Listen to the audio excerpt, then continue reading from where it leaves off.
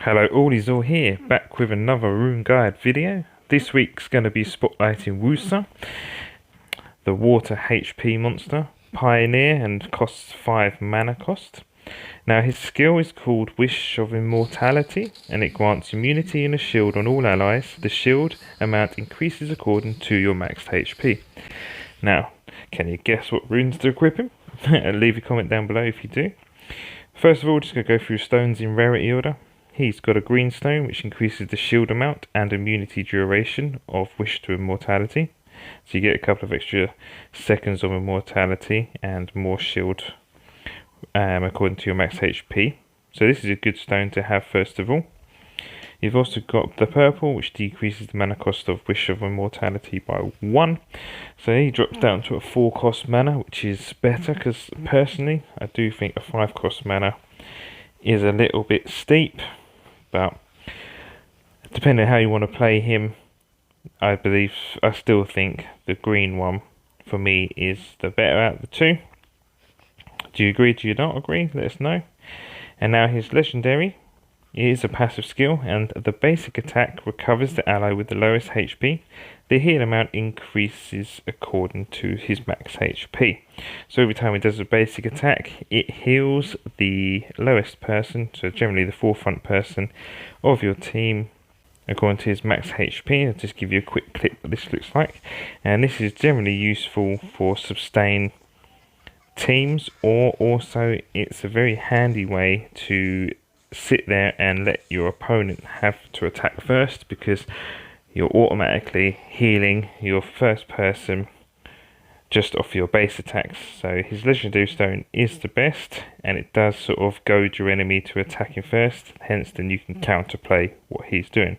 Super helpful in world tournaments and quite useful, let's say, on sustain teams in the ranked if you get him high enough with enough energy or HP. Going on to the runes, early game runes, you definitely want to equip him with the energy, gives him 15% max HP, and that is obviously according to his skill. Mid, I would go for energy and swift. Swift dropping his mana cost for the first time to a 4. This is why I prefer the green, because you can still have the increased immunity and shield, but have a 4 cost for the first time. And again, in late game, definitely have the energy because you need the max HP. Now on this one, depending on how you want to play it, you can go keep with the swift, dropping that mana cost down by 1, or you could go to bless him, which gives him 25% crit damage down, depending on where you place him in your team. That could be a good stone to use as well. Moving on to team ups for him then. Mainly this person is a counter to your Berettas and your Pernas and your Gibraltars. So when they cast it, you cast Woosa, you grant them immunity, and you stop the dots from on your team. Also, this is a good way to mitigate Nikki's damage. So once the beneficial block comes off, casts Woosa, and if you got him enough high HP, the shield should protect you most of the damage that the Teddy done, so mitigating Nikki's damage ever so slightly.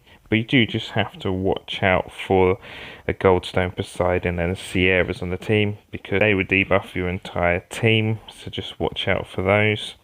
The game also suggests a good pairing up with Woosa is Magnum, and this is purely because this will protect Magnum as he gets his shot off, and we all know that Magnum is pretty much a one-shot, one-kill character of your choosing, so this is a good one.